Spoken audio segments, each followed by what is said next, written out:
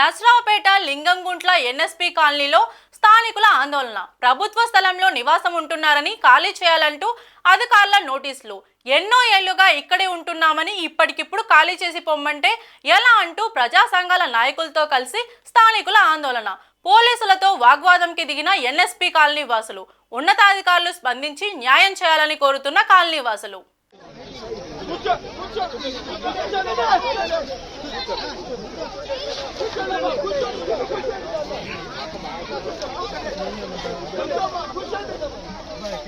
ఇబ్బంది లేకుండా జరిగేది.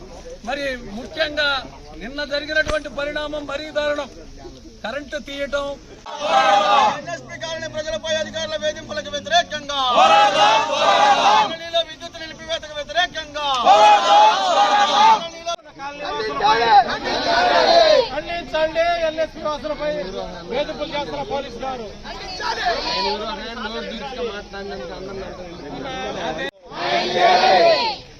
శాశ్వత గృహాలు కట్టించాలి. శాశ్వత గృహాలు అధికారులు కట్టించాలి. ఎన్ఎస్పీ కాలనీ నివాసులకు శాశ్వత గృహాలు కట్టించాలి. ఉద్యోగ రైళ్లు తొలగించడానికి వ్యతిరేకంగా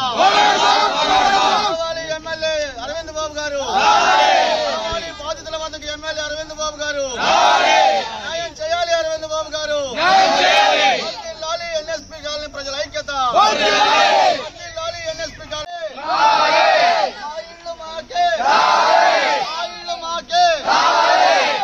కాలనీలో ఇళ్ల తొలగింపుకు వ్యతిరేకంగా, కాలనీలో ఈ నివాసాల తొలగింపుకు వ్యతిరేకంగా ఇళ్లు మాకే. నిన్న వచ్చిన పోలీసు ఆయన ఎవరో సస్పెండ్ చేయాల్సిందే. మా తరఫున, మా ముసలోడ తరఫున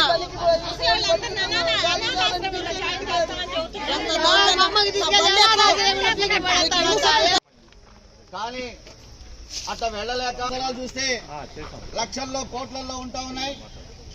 అవన్నీ అంత డబ్బులు సమకూర్చుకొని నివాస స్థలాలు కొనుగోలు చేయలేక, పక్కా ఇళ్ళు నిర్మాణం చేసుకోలేక కాలనీలో ఉన్నటువంటి ప్రభుత్వం ఇచ్చినటువంటి క్వార్టర్స్ లో వీరంతా నివసిస్తా ఉన్నారు. ప్రధానంగా ఈ 40 ఏళ్లుగా ఈ కాలనీలో నివసిస్తుంటే ఏనాడు ఏ ఇబ్బందులు లేవు. పావులు పురుగుల మధ్య, కేళ్ల మధ్య మీ జీవితాలు ఎడబారినా ఏ ప్రభుత్వ అధికారి కానీ, ఏ ప్రభుత్వం కానీ పట్టించుకోలేదు. వాళ్ళు ఎలా బతుకుతున్నారు, వాళ్ళ సౌకర్యాలు ఏంటి, కనీసం నీరుందా, వాళ్ళకి కరెంట్ ఉందా, ఇవేమీ పట్టించుకోలేదు. అవన్నీ పట్టించుకోకపోగా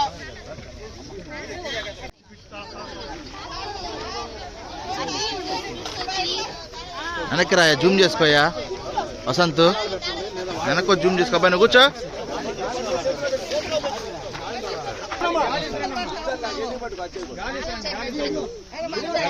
రా, ఏం కాదురా.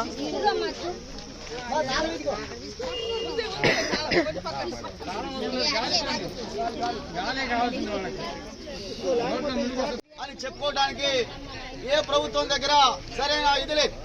ఎందుకంటే అడవిలా పెరిగినటువంటి ఈ ప్రాంతమే అందుకు నిదర్శనం. అయితే ఎన్ఎస్పీ కాలనీలో ఎప్పుడైతే ఎస్పీ కార్యాలయం, కలెక్టర్ కార్యాలయం వచ్చాయో ఆనాటి నుంచే ఎన్ఎస్పీ కాలనీ వాసులపై వేధింపులు స్టార్ట్ అయ్యాయి.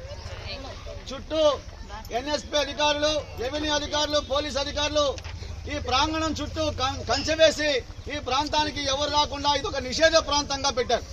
ఇవాళ కూడా మనం కాలనీలోంచి ఒక 2 అడుగులు బయటకు వేసామో లేదో మొత్తంగా చూశారు కదా పోలీసులు మన చుట్టూ. ఎందుకున్నారు పోలీసులు? మనం ఏమైనా ఆందోళన చేస్తామా, లేకపోతే ఎవరైనా నిర్బంధిస్తున్నామా, లేకపోతే ఎవరైనా కొడుతున్నామా, తిడుతున్నామా? ఏమీ లేదు. మాకు రాత్రి వచ్చినటువంటి సిఐ గారు ఎవరైతే ఉన్నారో కాలనీలో కరెంటు తీసేయించి మా పిల్లల బైకులు తీసుకెళ్లాడు. మా కాలనీలో ఉన్నటువంటి కాలనీ వాసుల ఇళ్లని కూల్చివేస్తాం జేసీబీతో, మీరు వెంటనే ఖాళీ చేసి వెళ్ళిపోవాలని బెదిరించారు. ఇది నిజమా అబద్ధమా? విషయాన్ని శాసనసభ్యులైనటువంటి అరవింద్ బాబు గారికి చెప్పాలని మనం బయలుదేరాం. ఆయన పర్మిషన్ తీసుకొని బయలుదేరాం. ఆయన పర్మిషన్ ఇచ్చిన తర్వాతే కలెక్టర్ కార్యాలయం దగ్గర నన్ను కలవండి, మేము మీ అర్జీ స్వీకరిస్తాను, కలెక్టర్ గారితో మాట్లాడతాను అన్న తర్వాత మాత్రం మనం మాట్లాడితే ఎస్పీ గారు, కలెక్టర్ గారి ఆఫీసులో అరవింద్ బాబు గారు ఉంటే నడి రోడ్డు మీద మనం ఉండి అక్క పాపం మూర్ఛలు వచ్చి పడిపోయి మీరు మూర్ఛలు వచ్చిన తీసుకొస్తారని మళ్ళీ పోలీసులు మాట్లాడతారు. మూర్ఛలు కాక మా మేకేమొస్తాయి, ఇళ్ల పోట్లు వస్తాయి. జబ్బులు వస్తాయి, జబ్బులు వస్తాయి. మీరు చేసే పనులకి అన్ని జబ్బులే వస్తాయి. మాకు మేమేమి నేరం చేస్తే, మేమేమైనా నేరం చేస్తే నేరస్తులు మీరు బయటికి రావద్దని చెప్పొచ్చు.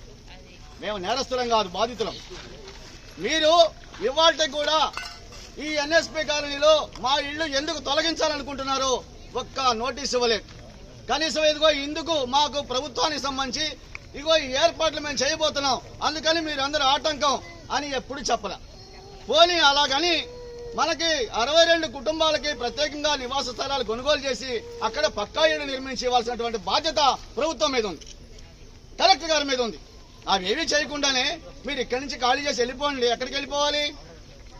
ఎక్కడికి వెళ్ళాలి? ఎక్కడ బతకాలి? చావాలా బతకాలా?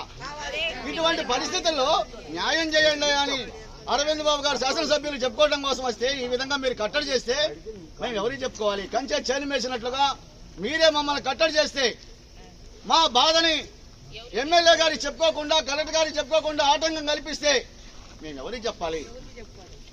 మిత్రులారా, ఈడ మాత్రమే కాదు, అడవుల్లో ఆదివాసులమే జరుగుతుంది పెద్ద యుద్ధం.